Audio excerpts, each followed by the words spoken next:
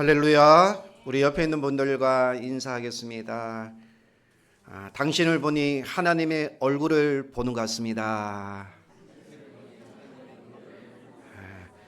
여러분의 얼굴에 하나님의 광채가 있기를 축원합니다. 이런 이야기가 있습니다. 어떤 부부가 모처럼 집을 샀답니다. 그리고 다른 지역으로 이사를 했다고 합니다. 평생 소원이 자기 집을 가지는 건데 평생 소원을 이룬 겁니다. 남편이 교회를 잘 다니지 않았다고 합니다. 이제 이사를 와서 새로운 마음으로 인생을 살겠다 합니다. 그리고 아내에게 교회를 가자 이렇게 이야기를 했답니다. 단일 교회를 찾아다녔답니다.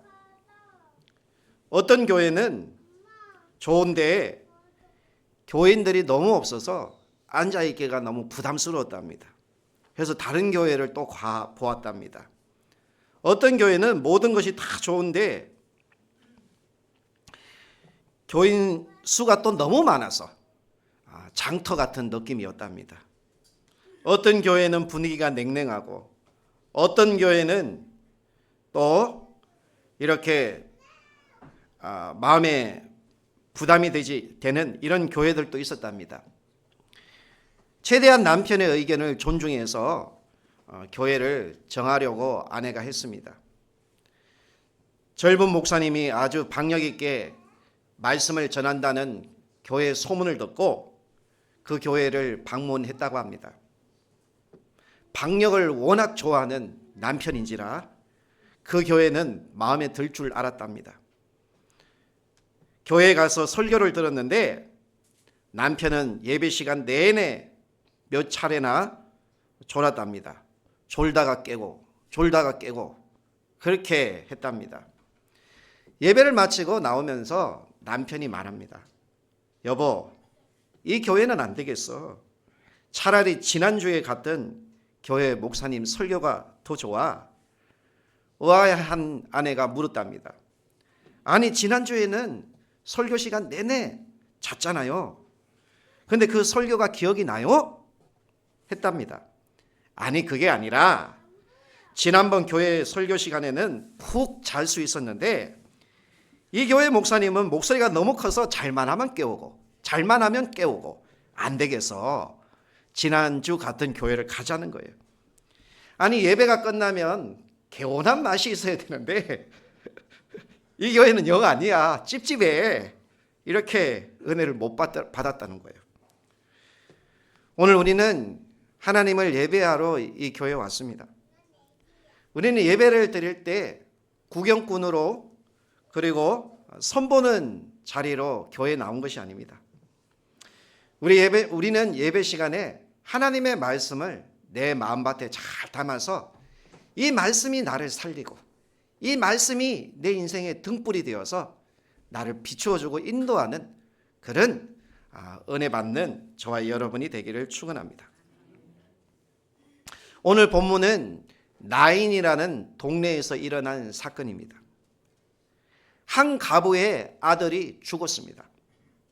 어머니는 아들을 잃은 아픔에 고통하고 있습니다. 마음이 얼마나 괴롭고 슬프겠습니까? 가족을 잃는다는 것, 그것도 사랑하는 가족을 잃는 그런 자식의 마음, 부모의 마음은 여러분 어떻겠습니까? 저는 어렸을 때 부모님을 잃었기 때문에 그 마음을 너무 잘 알고 있습니다. 오늘 이 아들을 잃은 어머니의 심정이 어땠을까요? 나인이라는 이 말은 즐거움이라는 뜻입니다. 아마 이 여인이 어렸을 때부터 그곳에서 자랐는 즐거운 동네였을 것입니다. 한 여인이 그 동네 아니면 이웃 동네에서 사랑하는 남편을 만났을 것이고 그리고 그곳에서 행복한 가정을 이루고자 결혼을 했을 것입니다. 그리고 결혼을 해서 아들 하나를 낳았습니다. 그런데 어찌된 일인지 남편이 일찍 죽었습니다. 그리고 오늘 본문에 하나밖에 없는 그 아들이 죽었다라고 되어 있습니다. 어머님의 마음이 어땠을까요?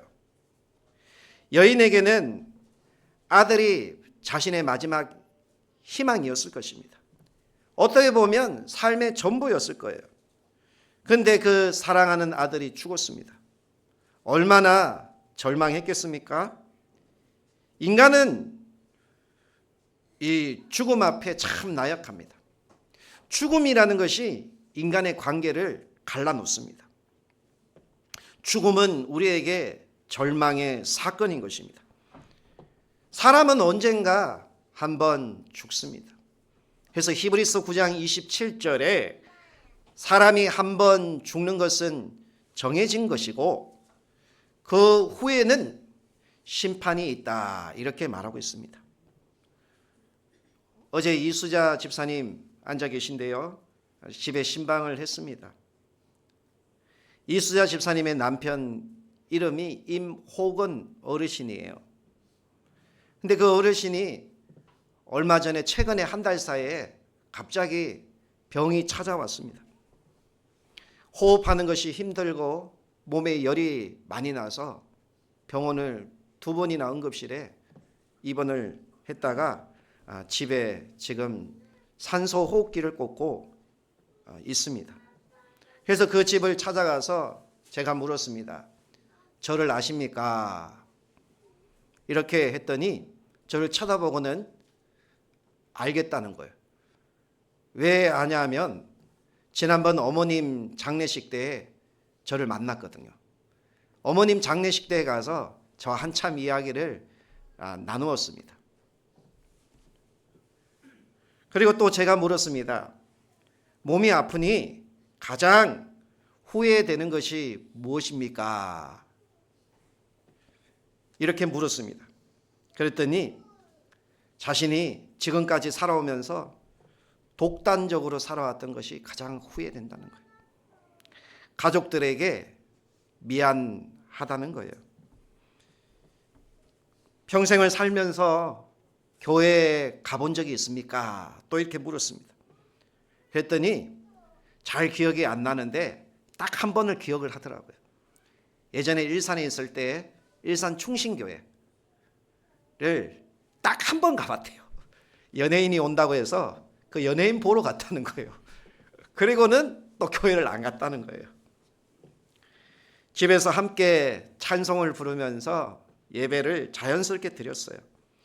그런데 이분이 모르는 찬송인데 그 찬송의 가사를 이렇게 읽으면서 따라 부르는 거예요. 복음을 거부하지 않는 거예요. 그래서 찬송을 부른 후에 복음을 전하고 지금까지 내가 잘못 살아왔던 죄를 고백하게 했습니다. 그리고 예수를 영접시켰습니다. 한 영혼이 예수님을 마음에 모시고 제사함을 받은 것입니다. 한 손으로는 그 어르신의 손을 붙들어주고 또 한 손으로는 그 어르신의 질병에 손을 얹고 간절히 기도해 주었습니다. 여러분들도 간절히 기도해 주시기 바랍니다. 기도는 영적 전쟁에서 반드시 승리하게 하는 거예요. 이스라엘 백성들이 광야길을 걸어갈 때 아말렉이 갑자기 이스라엘을 공격했습니다. 그때 모세와 아론과 훌이 하나님 앞에 손을 들고 기도할 때 하나님께서 그 전쟁에서 승리를 주신 줄로 믿습니다. 기도로 승리해야 될 줄로 믿습니다. 그래서 간절히 기도해 주었습니다. 예수님을 만나면 그 병이 깨끗하게 고침 받을 줄로 믿습니다. 그 병은 하나님의 영광을 위한 병인 줄로 믿습니다. 하나님께서 우리 임호근 어르신을 구원하고자 잠깐 고난을 주셨는데 그 고난을 통해서 우리가 하나님의 영광을 볼 수 있어야 될 줄로 믿습니다. 예수님은 고난도 주시고 영광도 주시고 우리를 아프게도 하시고 우리를 고치기도 하시고 우리를 눕히기도 하시고 우리를 다시 일으켜 주시는 하나님이신 줄로 믿습니다. 그래서 그 모든 이유가 무엇입니까? 한 가지예요. 그 영혼을 구원하고자 하시는 하나님의 마음이고 사랑이고 뜻인 줄로 믿습니다. 이사야서 53장 5절 말씀에 그가 찔림은 우리의 허물을 인함이요 그가 상함은 우리의 죄악을 인함이라. 그가 징계를 받음으로 우리가 평화를 누리고 그가 채찍에 맞음으로 우리가 나음을 입었도다 라고 했습니다.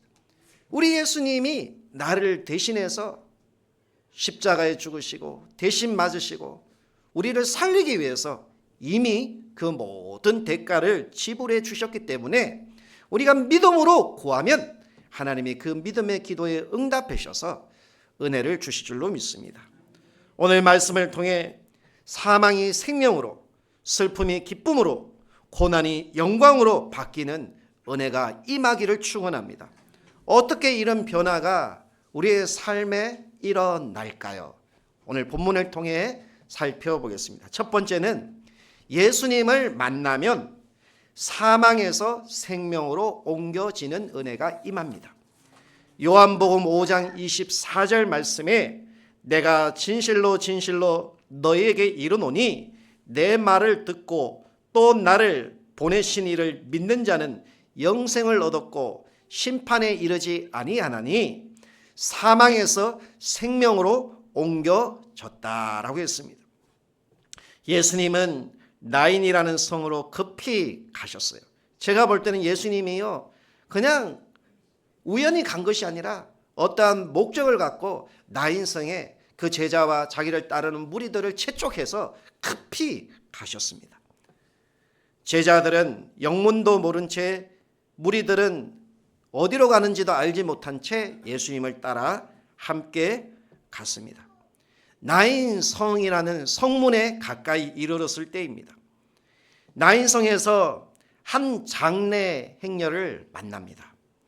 그 성에 많은 사람들이 슬퍼하면서 성문을 나오고 있는 거예요. 두 행렬이 마주쳤습니다. 하나는 예수님을 따르는 행렬이었고 또 하나는 사망의 행렬, 장례 행렬이었습니다. 예수님의 행렬은 성문 가까이 성 안에 들어가고자 하는 행렬이었고 이 장례 행렬은 성 밖으로 장사 지내고자 하는 사망의 행렬이었습니다. 예수님의 행렬은 생명과 기쁨과 환희가 넘치는 행렬이었고 그리고 성 밖을 나오는 이 장례 행렬은 슬픔과 사망과 고통의 행렬이었습니다. 빛과 어둠이 만났어요. 여러분 어떻게 될까요? 빛과 어둠이 만나면 어둠이 이길까요? 빛이 이길까요? 생명과 사망의 충돌이었고 빛과 어둠의 만남이었고 희망과 절망의 두 행렬이었습니다. 그런데 이 두 행렬이 충돌했어요. 마치 빛이 어둠과의 충돌이었어요. 성경에 보면 어둠이 빛을 싫어하여 떠난다라고 했습니다. 예수님은 세상의 빛으로 이 땅에 오셨습니다. 예수님은 그 나인이라는 성 안에 들어가셔서 빛과 길이요 생명이 되기 위해 지금 나인성으로 들어가고 있습니다. 지금 예수님은 여러분에게 생명의 빛을 주시기 위해서 여러분의 삶의 집에, 여러분의 삶의 자리에 찾아오시는 하나님이십니다. 두 행렬이 충돌했습니다. 여러분 이건 뻔하지 않습니까? 누가 보더라도 빛과 어둠이 충돌하면 누가 이기는 거예요? 어떻게 되었을까요? 예수님이 나인성으로 가신 이유가 사실 이 장례 행렬 때문이었어요. 예수님은 자식을 잃은 한 여인의 고통을 잘 알고 있었어요. 그를 불쌍히 여기셨어요. 그래서 나인성 가까이 가셨어요. 그리고 이 슬퍼하는 여인 가까이 가셨어요. 그리고 고통 가운데 있는 이들 가까이 가셨어요. 13절에 주께서 가보를 보시고 불쌍히 여기사 울지 말라라고 말씀했어요. 여러분 울고 싶을 때 있지 않습니까? 눈물을 흘리고 싶을 때 있지 않습니까? 근데 여러분은 결코 혼자가 아니라는 거예요. 하나님은 그 사랑하는 택한 자녀들을 결코 홀로 두지 않는 거예요. 찾아오셔서 위로해 주시고 용기를 주시고 여러분을 일으켜 주시는 하나님이심을 믿으시기를 바랍니다. 여인은 남편의 죽음 앞에 고통했을 거예요. 그런데 그 고통도 잊기도 전에 지금 아들의 죽음 앞에 절망하고 있는 거예요. 앞이 캄캄한 거예요. 어둠 속을 지금 헤매고 있는 거예요. 누가 이 여인의 마음을 위로해 줄 수가 있겠습니까? 예수님이 여인의 마음을 몰라서 울지 말라라고 말씀하시는 것일까요? 아닙니다. 예수님은 지금 여인의 마음을 너무나 잘 알고 있습니다. 그래서 울지 말라라고 말씀하고 있는 거예요. 예수님은 아들의 죽음 앞에 어찌할 바를 알지 못하는 이 어머님의 심정을 잘 알고 있습니다. 그래서 울지 말라라고 그 눈에 눈물을 닦여 주시는 거예요. 예수님은 십자가의 죽음 앞에서 그는 어머니 마리아를 생각했습니다. 어머님 울지 마십시오. 그리고는 그 곁에 있는 제자 요한에게 내 어머니라 부탁하셨어요. 우리 예수님은요, 부모의 심정을, 그 고통받는 심정을 너무 잘 알고 있기 때문에 오늘 남모르게 울고 있는 여러분에게 찾아오셔서 울지 말라라고 말씀하고 있는 거예요. 오늘 울지 말라라는 하나님의 음성에 용기를 내십시오. 위로를 받으시기를 축원합니다. 오늘 예수님은 사망과 슬픔, 절망과 고통 속에 울지 말라라고 말씀하고 있습니다. 오늘 나인성 가부처럼 마음이 힘들고 슬프고 고통스러운 분이 계십니까? 우리 예수님이 울지 말라라고 오늘 말씀하고 있는 거예요.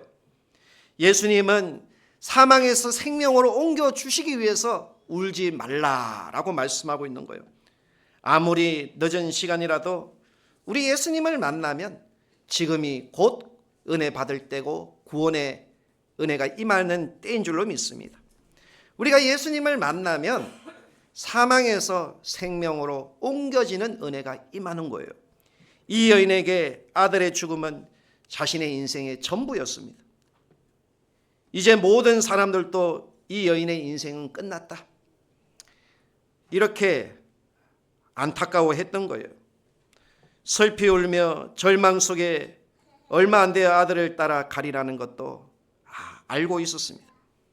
그 집안이 끝났고 아무런 희망이 없다, 이렇게 절망했을 것입니다. 여인 역시 내가 산다는 것은 아무런 의미가 없다, 이렇게 포기했을 것입니다. 죽음의 행렬입니다. 슬픔의 행렬입니다. 절망의 행렬입니다. 장례를 치르면 이제 마지막입니다. 그런데 그 죽음의 행렬, 슬픔의 행렬이 이제 예수님의 생명의 기쁨의 행렬을 만난 것입니다. 우리 예수님은 생명을 주시기 위해서 이 여인 가까이, 성문 가까이 찾아오신 것입니다. 이제 끝이라고 생각하는 순간에 이 여인이 예수님을 만났습니다. 그때부터 이 여인의 인생이 변화되기 시작하는 것입니다. 두 행렬이 한 행렬이 되는 거예요. 어둠이 빛을 싫어하여 떠나가듯이 사망이, 죄가, 슬픔이, 고통이 떠나가는 거예요. 이제는 이 두 행렬이 아니에요. 더 이상 두 행렬이 아니에요. 이 두 행렬은 하나의 행렬이 되어서 그들이 예수님을 따라 소리를 치며, 그리고 그들이 기뻐하면서 예수님을 따르는 한 행렬이 된 줄로 믿습니다. 예수님은 우리에게 생명을 주시기 위해 우리 가까이 찾아오셨습니다. 한 번도 눈을 떠보지 못한 소경이 예수님을 만나 눈을 떠고, 나병으로 나는 저주 인생이라 영원히 나는 저주 받았다라고 생각하는 나병 환자를 고쳐 주셨습니다. 38년 된 병자를 일으켜 세워주셔서 그에게 용기를 주셨습니다. 우편강도도 예수님을 만나 그날 밤 너가 나와 함께 낙원에 있으리라 이렇게 은혜를 입었습니다. 죽었던 나사로도 다시 살아났습니다. 빌립보 감옥의 간수가 포기하고 자살하려는 순간에 예수님을 만나서 그 가정이 빌립보 교회 초석이 되었던 거예요. 두 번째, 예수님을 만나면 슬픔에서 기쁨으로 옮겨집니다. 예수님은 가보에게 기쁨을 주시기 위해 가까이 오셨습니다. 12절에 예수님이 나인성 가까이 오십니다. 14절에 예수님이 가까이 오셔서 관에 손을 대시는 거예요. 예수님이 가까이 오신 이유가 무엇입니까? 사랑하기 때문이에요. 여러분, 사랑하면 가까이 가는 거예요. 원수까지도 사랑하면 가까이 가는 거예요. 전에 너희가 멀리 있었는데 하나님이 우리를 사랑하셔서 하나님과 우리 사이가 가까이 되었던 거예요. 이와 같이 너희도 서로 사랑하라 라고 했습니다. 할렐루야.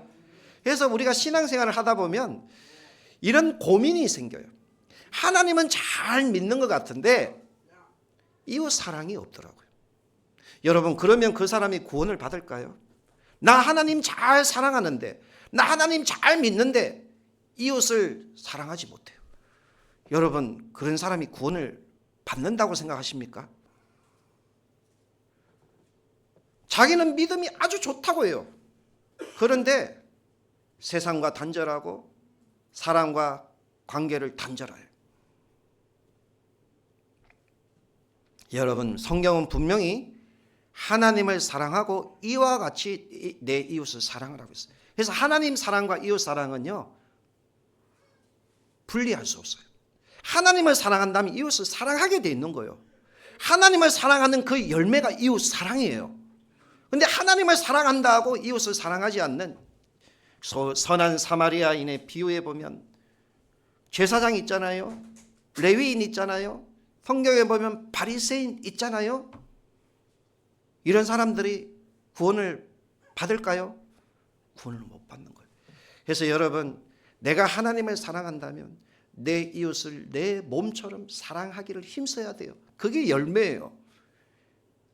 이웃 사랑의 열매가 뭐예요? 영혼 구원이에요. 그 영혼을 구원하는 것이 가장 큰 사랑이에요. 할렐루야. 그게 사랑이에요. 내가 하나님 사랑한다면서 내 이웃을 사랑하지 못하고 내 가족을 구원하지 못한다면 그것은 사랑하는 것이 아니라는 거예요. 예수님은 이 여인을 사랑하기 때문에 가까이 오셨어요. 우리가 질병으로 죽어갈 때, 실패로 좌절할 때 우리 예수님은 우리를 사랑하기 때문에 가까이 계시는 거예요. 가까이 찾아오시는 거예요. 우리가 냉소적인 태도로 살아갈 때에도 우리 예수님은 우리를 불쌍히 여겨주시고 가까이 오셨어요. 아, 나는 별 수 없다. 아무리 애써도 안 되네. 소용없다. 라고 포기하고 죽은 사람처럼 절망할 때도 우리 예수님은 할 수 있다. 그리고 우리의 손을 붙들고 우리에게 어둠을 몰아내시고 생명을 주시고 기쁨을 주시기 위해서 찾아오신다는 거예요.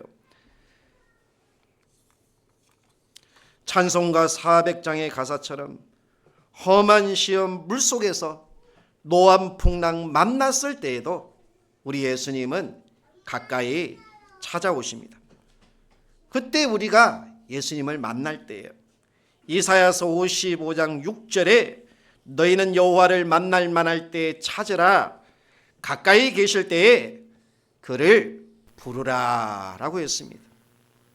늦었다고 생각하는 그 순간도 예수님을 만나면 절대 늦지 않았어요.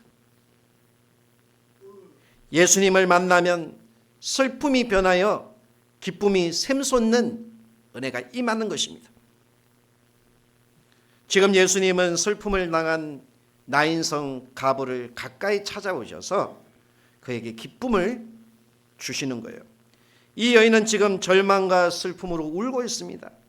아무도 그를 위로할 수 없는 거예요.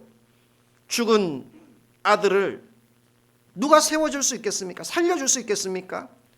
동네 사람들은 같이 울어주고 슬퍼하는 것밖에 안 되는 거예요. 그러나 그녀의 울음을 멈추게 할 수는 없었습니다. 그녀의 슬픔의 눈물을 마르게 하지 못했습니다. 그녀의 아들을 장사를 치루어 줄 수는 있으나 그를 다시 살려줄 수는 없었던 거예요.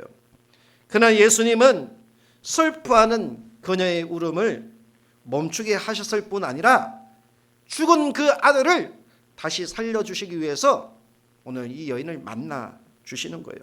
그래서 14절에 가까이 가서 관에 손을 대고 청년아 내가 내게 말하노니 일어나라 하고 말씀할 때에 죽었던 그 아들이 눈을 뜹니다. 그리고 자리에 앉아서 말을 합니다. 회복의 은혜가 임하는 것입니다. 초상집이 잔치집으로 변한 거예요. 우리가 나는 어쩔 수 없다, 우리 가정은 어쩔 수 없다, 이제 끝이라고 생각할 때 그때 예수님을 만났더니 놀라운 은혜가 임했던 거예요.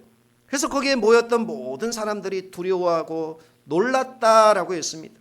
이렇게 우리가 예수님을 만날 때 가장 큰 변화는 하나님의 살아계심을 우리가 놀라는 거예요. 놀라는 은혜가 저와 여러분의 가정에 임하기를 축원합니다. 사람들은 죽으면 이제 끝이다, 안 된다라고 말합니다. 그러나 예수님은 죽은 청년을 다시 살려주십니다. 그리고 그 청년을 일으켜 주셔서 그 사랑하는 그 어머님의 품에 안겨주시는 것입니다. 청년은 예수님의 말씀을 듣고 깨어납니다. 더 이상 사망이 그를 묶어둘 수가 없습니다. 관이 그를 가두지 못하는 거예요. 좁은 관 속에 누워 절망할 필요가 없습니다. 15절에 죽었던 자가 일어나 앉고 말도 하거늘 예수께서 그를 어머니에게 주시매라고 했습니다. 여러분, 세상에서 가장 따뜻한 사랑이 무엇일까요? 어머님의 가슴에 안기는 것입니다. 이것보다 더 큰 사랑이 있겠습니까? 정말 우리가 어렸을 때 어머님의 품에 안겨서, 저도 그랬던 것 같아요. 어머님의 품에서 조금만 떨어지면 끝까지 어머니를 붙들고 따라가려고 했던 것 같아요. 어렸을 때 어머님과 떨어지지 않으려고 했던 그 마음. 그러다가요, 그때 한 번은 어머님과 함께 넘어져 가지고 참 다칠 뻔했어요. 크게 붙들고 늘어지다가.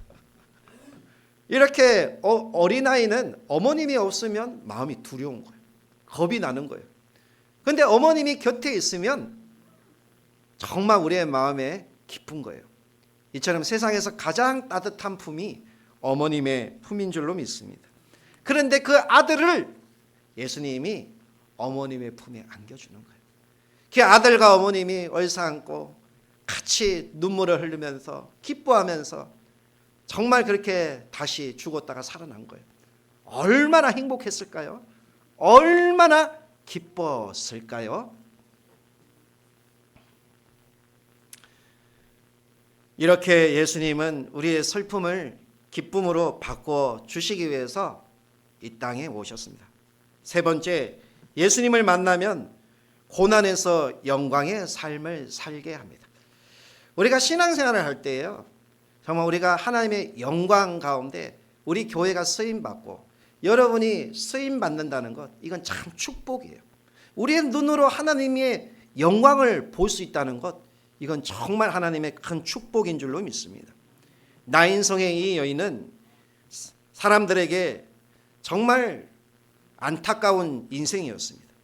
남편이 죽었을 때도 사람들이 참 안타까워했겠죠. 근데 이제는 자식도 죽었어요. 지나가는 사람마다, 아는 사람마다 혀를 차면서 안 됐다, 참 안타깝다, 불쌍하다, 이렇게 했을 것입니다. 그런데 이 여인이요, 이 고난을 통해서 예수님을 만났을 때 그는 영광스러운 존재가 되었고 자기의 눈으로 죽었던 아들이 다시 살아나 자기의 품에 안기는 이런 영광스러운 인생이 되었던 것입니다. 아마 이 과부와 아들은 하나님께 영광을 돌렸을 거예요. 그 가정에 하나님의 영광이, 그 나인성에 하나님의 큰 영광이 임했던 것입니다. 그래서 17절에 예수님을 그들이 사방에 전하였습니다. 여러분, 우리가 예수님을 만나면 변화되는 것 중에 하나가 복음을 부끄러워하지 않는 거예요. 이제는 예수님을 나의 생명으로 알고 다른 사람들을 사랑해서 자기를 미워하는 사람도 좀 가까이 하고, 그리고 자기를 싫어하는 사람도 좀 가까이 가서, 이렇게 가까이 하는 이유가 뭐예요? 그 영혼을 구원하기 위함. 이렇게 변화가 되더라고요. 할렐루야. 아마 이 아들과 이 어머니, 그 영광을 목격한 그 나인성의 모든 사람들이 믿지 않는 사람들에게 복음을 전했다라고 기록되어 있습니다. 한 가지 이야기만을 하고 마치겠습니다. 일본 사람 중에 시모지라는 사람이 있습니다. 사형수였답니다. 일본 정부가 사형수를 일본 북해도 탄광에 보내어서 일을 시켰답니다. 탄광에서 인생의 마지막을 절망적으로 보내고 있을 때였답니다. 하루는 자신에게 면회를 온 사람이 있었답니다. 허리가 굽고 머리가 하얗게 변한 할머니였는데 어머니였답니다. 시모지는 어머니를 보고 짜증을 냅니다. 아들이 구박을 하자 어머니가 아들에게, 그래 나는 간다, 그러나 이 보따리 하나는 꼭 받아라 하고는 그 보따리를 놓고 갔답니다. 보따리를 들고 숙소에 돌아와서 뭐 먹을 것을 주었나 싶어서 보따리를 열어보았답니다. 그런데 보따리를 열어보니까 그 보따리 속에 성경이 있더라는 거예요. 짜증이 났답니다. 배가 고픈데 이 멀리까지 와서는 먹을 것도 안 주고 성경책 하나 달랑 주고 가버리고, 어머니가 참 미웠답니다. 이 어머니가 예수쟁이가 되었구나 생각하면서 재수없다 이렇게 하면서 그 성경책을 거들떠 보지 않았답니다. 하루가 지나고 이틀이 지나고 며칠을 지나다 보니 거기서 함께 한 방을 쓰고 있던 사람들이 성경 한 장 한 장을 찢더랍니다. 찢어가지고 돌돌 말아가지고 담배를 피더라는 거예요. 그것을 보는 순간 또 짜증이 나더랍니다. 어머니가 삼철님을 만리하지 않고 달려와서는 자신에게 준 선물이 이 성경책 한 권인데, 이놈들이 담배를 말아 피워 야단을 치고는 재수없다고 걷어 던졌던 성경책을 빼앗았답니다. 어머니는 뭐가 좋길래 성경에 빠져버렸는가 싶어서 성경을 읽어 보았답니다. 그런데 그때부터 내가 성경을 읽는 것이 아니라 성경 말씀이 자기를 읽는 것처럼 말씀에 붙들리는 은혜가 있었답니다. 여러분, 우리가 성경을 읽는 것은 내가 읽는 게 아니에요. 이 성경 말씀이 나를 붙들고 이 성경 말씀이 내 혼과 영과 관절과 골수를 찔러 나를 변화시키고 하나님 가까이로 인도하는 영생의 말씀인 줄로 믿습니다. 그래서 이 아들이요, 이 말씀에 붙들리기 시작한 거예요. 이 말씀이 깨달아지기 시작한 거예요. 근데 하루는 성경을 가지고 탄광 갱도 속에 들어가 일을 했다고 합니다. 점심시간이 되었습니다. 점심을 빨리 먹고 다른 친구들은 모여서 떠들고 있는데 시모지는 다른 갱도로 옮겨서 성경책을 읽었답니다. 그 순간 갑자기 벼락치는 소리가 났답니다. 바로 자기가 일하고 있던 갱도가 무너진 것입니다. 함께 일하던 37명이 몰살을 해서 죽었답니다. 시모지는 거기서 살아났습니다. 살아난 시모지는 하나님이 날 살려주셨다라는 사실을 깨달았답니다. 거기에서 예수님을 만나고 영접하고 모범수가 되어서 감명을 받아 감옥에서 나왔답니다. 살아나와 보니 어머니는 벌써 세상을 떠난 지 오래되었답니다. 돈을 열심히 벌어서 그동안 어머니를 모시지 못했던 그것을 후회하면서 양로원을 세웠답니다. 양로원만 세운 것이 아니라 또 돈을 벌어서 학교를 6개나 세웠답니다. 일본 정부가 주는 교육자 대상을 받았답니다. 사회사업가에게 주는 대상도 받았답니다. 77세에 그가 세상을 떠났는데 마지막 사형수로서 탄광 생활은 마치고 그렇게 오랜 시간이 지나지 않아서 그가 하나님 앞에 귀하게 서임받았습니다. 그의 인생은 그 후에도 늦지 않았습니다. 그 후에 그는 하나님의 영광스러운 인생으로 바뀌게 되었습니다. 고린도전서 6장 2절에 이렇게 말씀합니다. 이르시되 내가 은혜 베풀 때에 너를 듣고 구원의 날에 너를 도왔다 하였으니 보라 지금은 은혜 받을 만한 때요 보라 지금은 구원의 날이로다 라고 했습니다. 여러분 지금 우리가 은혜 받아야 될 줄로 믿습니다. 지금 늦지 않았습니다. 지금부터 일어날 때에도 일어나면 우리 하나님이 우리를 영광스러운 존재로 우리를 변화시켜 주실 줄로 믿습니다. 오늘 이 나인성의 한 여인이 예수님을 만났을 때 그는 사망에서 생명으로 옮겨지는 복 있는 자가 되었습니다. 슬픔에서 기쁨으로 옮겨졌고요. 그의 인생의 괴로움과 고통 속에서 영광스러운 존재가 되어서 복음을 전하는 자가 되었습니다. 이와 같이 저와 여러분도 예수님을 진정으로 만나서 예수님과 함께 은혜 입는 저와 여러분이 되기를 축원합니다. 우리 찬양하겠습니다.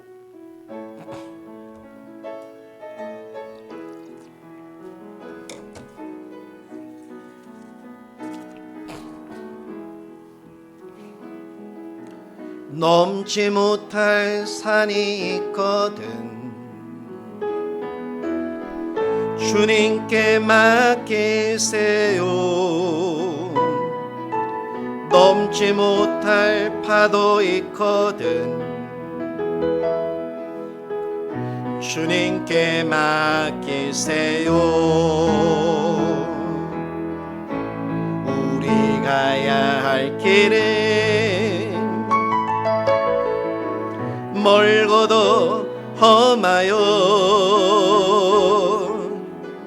허덕이며 가야 하는 우리 인생인데